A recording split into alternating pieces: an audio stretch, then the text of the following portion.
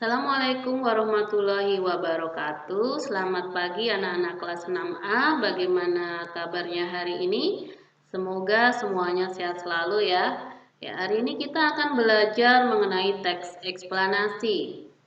Langsung saja kita mulai. Apa itu teks eksplanasi?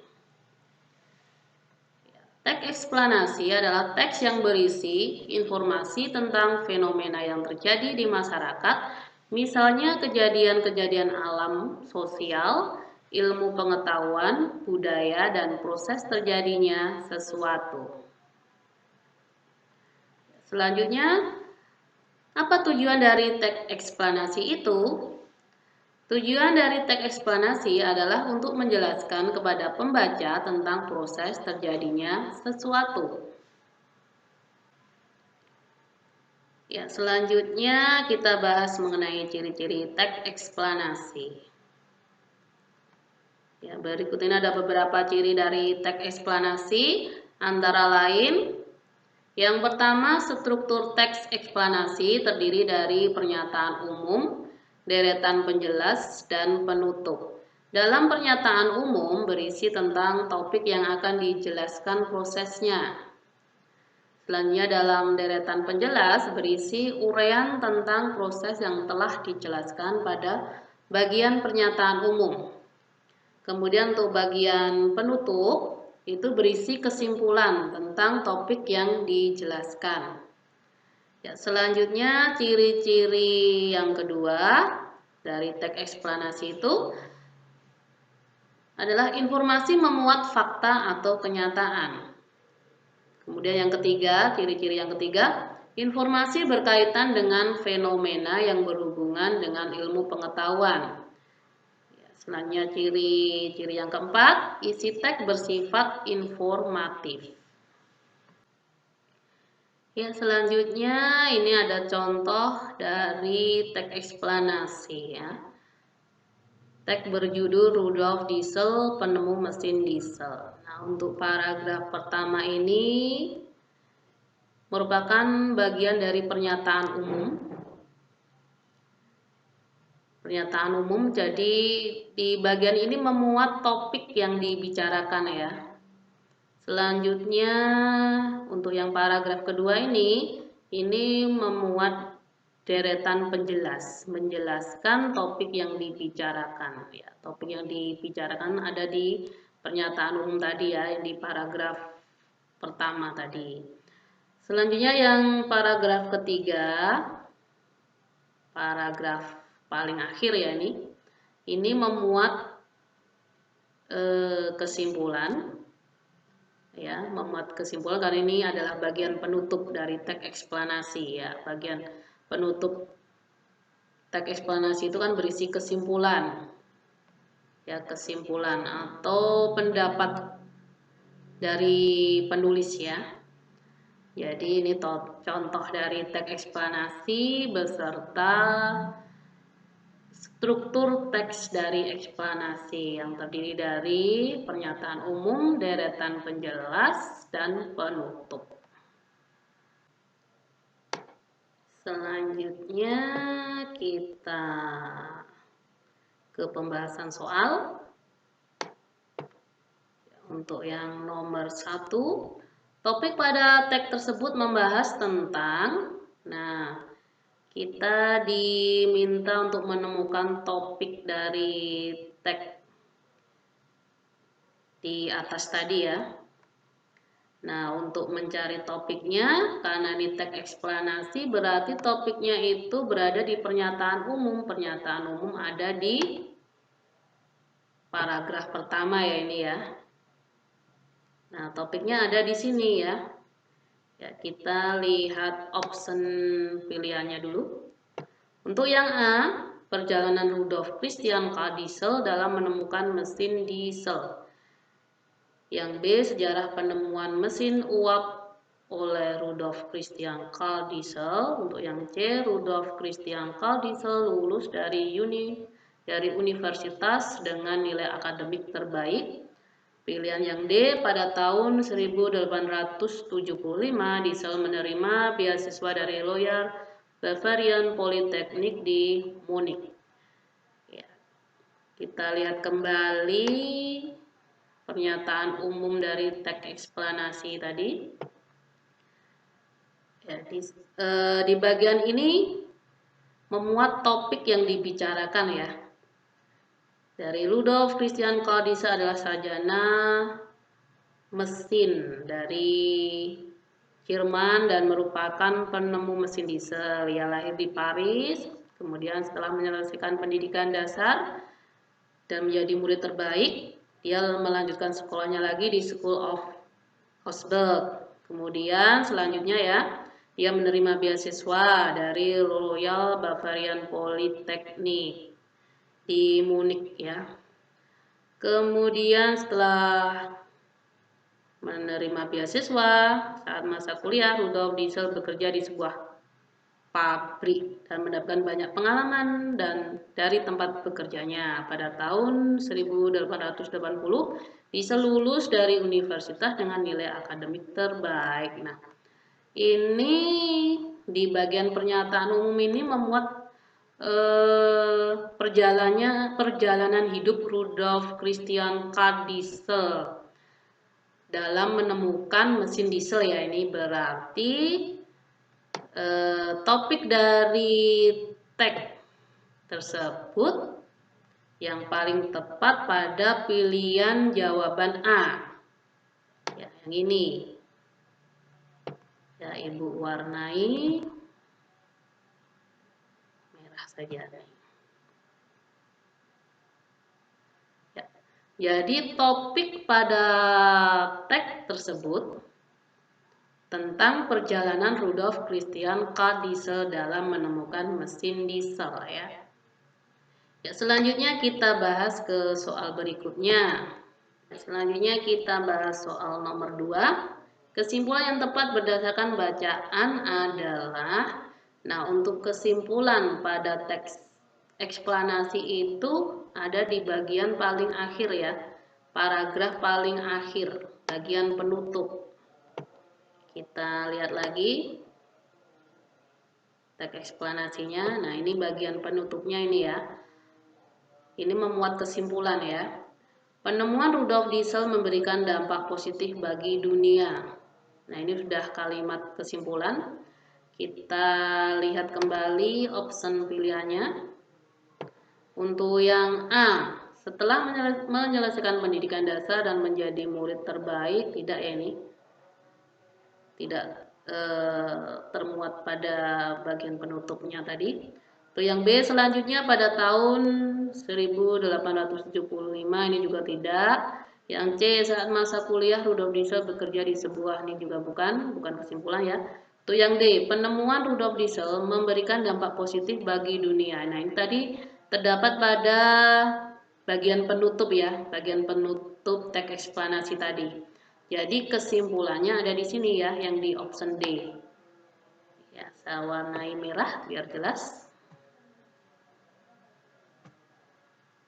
Ya, kesimpulan dari bacaan tadi adalah penemuan Rudolf Diesel memberikan dampak positif bagi dunia. Mesin diesel menjadi pengganti mesin uap. Mesin diesel berkembang luas sehingga banyak dipakai oleh pabrik, kapal laut, kapal selam, lokomotif, dan mobil modern. Ya, selanjutnya kita bahas mengenai cara menemukan informasi dalam teks eksplanasi dengan menggunakan kata tanya. Ya, dengan kata tanya apa, siapa, di mana, kapan, mengapa, dan bagaimana. Ya, ini ada contohnya.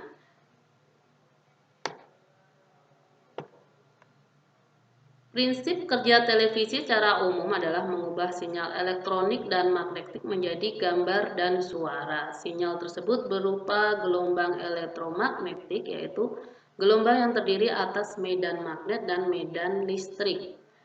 Ya. Untuk menemukan informasi dalam teks ini, kita bisa membuat pertanyaan. Ya, ini sudah Ibu buat pertanyaannya. Di sini kita bisa menggunakan kata bagaimana. Bagaimana prinsip kerja televisi secara umum? Nah, berdasarkan bacaan tadi, prinsip kerja televisi secara umum adalah mengubah sinyal elektronik dan magnetik menjadi gambar dan suara.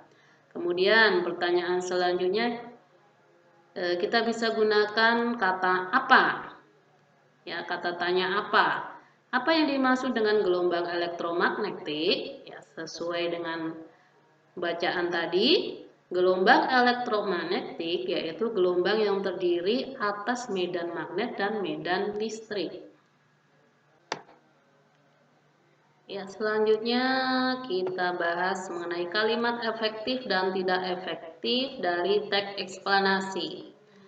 Apa itu kalimat efektif? Kalimat efektif adalah kalimat yang ditulis sesuai dengan kaidah tata bahasa yang baik, lengkap dan sesuai dengan pedoman umum ejaan bahasa Indonesia atau disingkat PUEBI serta tanda baca yang tepat. Ya. Untuk ciri-ciri kalimat efektif,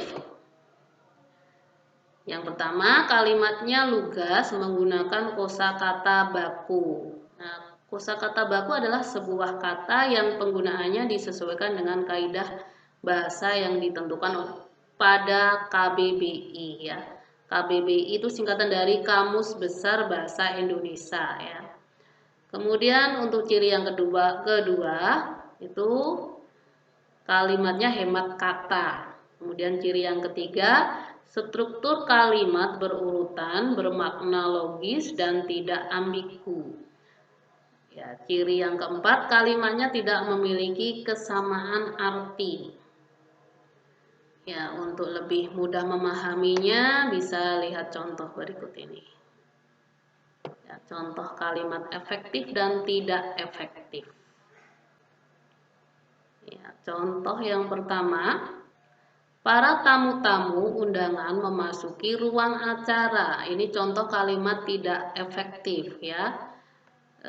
Bisa kalian lihat kata para tamu-tamu. Ini tidak hemat kata ya. Para tamu-tamu. Para tamu sudah menunjukkan banyak tamu. Tamu-tamu juga sudah menunjukkan banyak tamu ya. Jadi ini tidak efektif, tidak hemat kata soalnya ya. Jadi untuk kalimat efektifnya, para tamu dipilih salah satu, para tamu atau gunakan tamu-tamu ya. Kalau di sini para tamu undangan memasuki ruang acara ya. Ini sudah efektif. Atau bisa gunakan tamu-tamu undangan memasuki ruang acara. Jadi pilih salah satu saja menggunakan para tamu atau tamu-tamu ya. Ya, untuk yang contoh kedua. Sepeda ayah yang antik itu dijual dengan harga murah. Nah, ini contoh kalimat tidak efektif ya.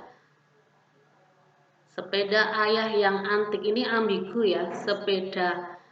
Sepedanya yang antik atau ayah yang antik ya. Jadi bagian ini yang ambigu. Sepeda ayah yang antik. Nah, itu kesannya ambigu ini. Nah, untuk kalimat efektifnya, sepeda antik milik ayah dijual dengan harga yang murah. Selanjutnya contoh ketiga. Pemberian hadiah dapat diberikan berupa piala dan sertifikat penghargaan. Perhatikan kata pemberian, diberikan. Nah, ini memuat arti yang sama ya, tidak hemat kata juga ini. Jadi harus dipilih salah satu. Nah, pemberian hadiah dapat diberikan berupa piala dan sertifikat penghargaan. Ini tidak efektif ya, kalimat yang efektif. Pemberian hadiah dapat berupa piala dan sertifikat penghargaan ya. Selanjutnya yang nomor 4. Gitar adalah merupakan alat musik kesukaan Penny. Ini juga bukan kalimat efektif ya, ini tidak efektif karena tidak hemat kata. Perhatikan ini. Kata adalah merupakan. Nah, ini pilih salah satu aja ya. Jangan semuanya digunakan. Jadi, kalau semuanya digunakan, kalimatnya jadi tidak efektif ya. Nah, untuk efektifnya, lihat sebelahnya ini. Gitar adalah alat musik kesukaan Benny. Nah, pilih salah satu. Kalau kita menggunakan yang kata merupakan, gitar merupakan alat musik kesukaan Benny. Jadi salah satu, jangan semuanya dipakai ya. Selanjutnya kalimat yang tidak efektif, contoh kalimat yang tidak efektif. Yang nomor 5, penemuan radio oleh Marconi membuat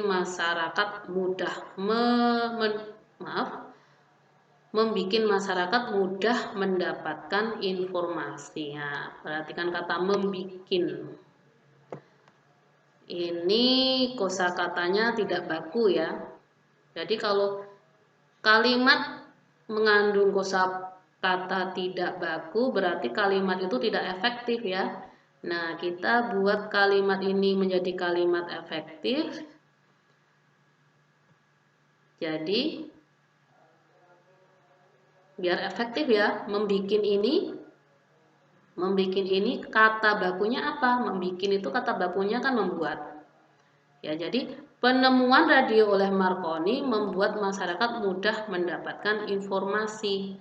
Nah, ini baru efektif ya.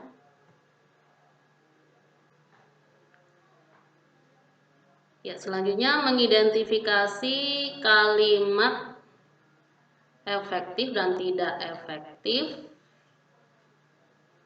dari teks eksplanasi. Ya, berikut ini bacaannya.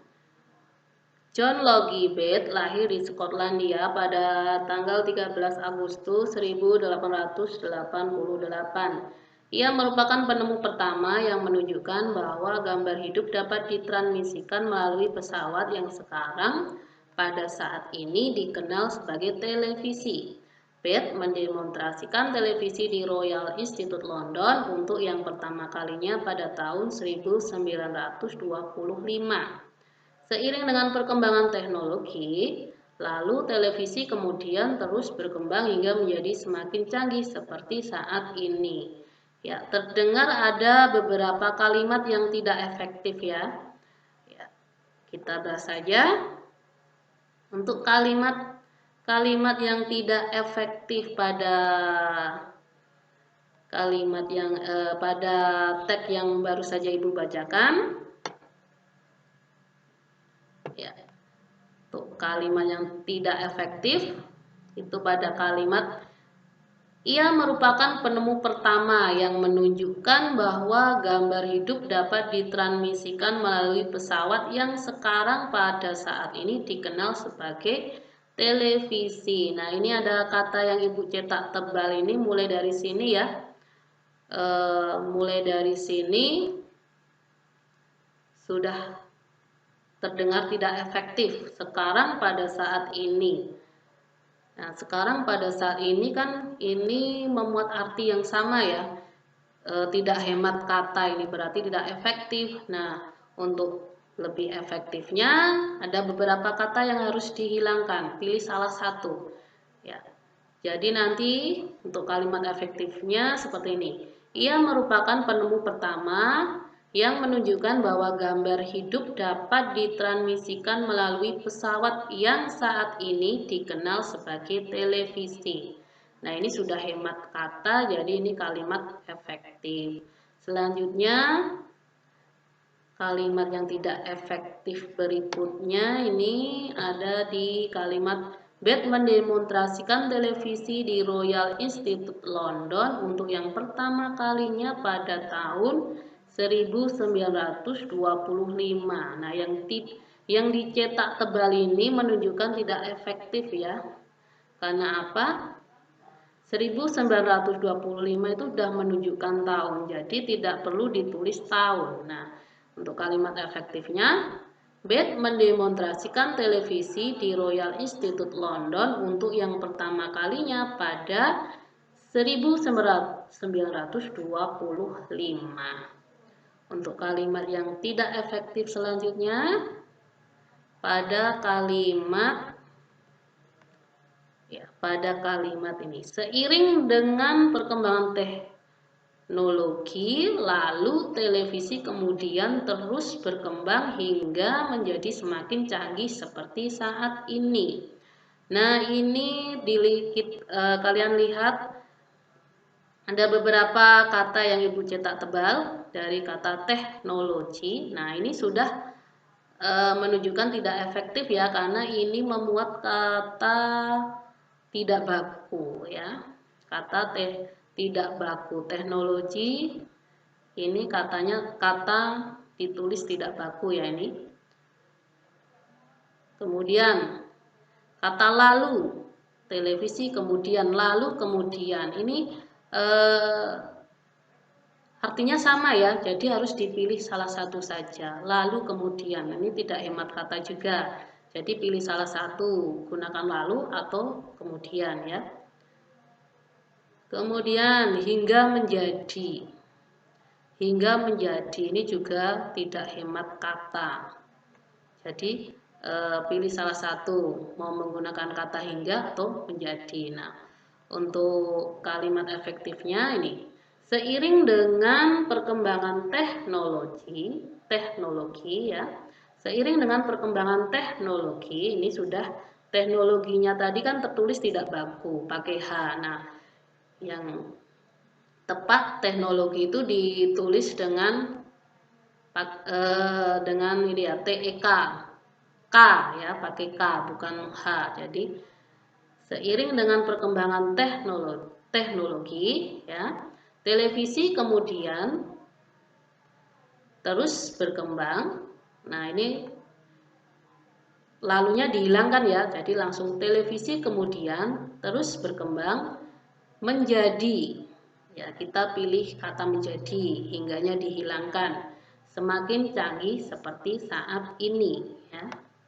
Jadi ini kalimat efektifnya. Seiring dengan perkembangan teknologi, televisi kemudian terus berkembang menjadi semakin canggih seperti saat ini.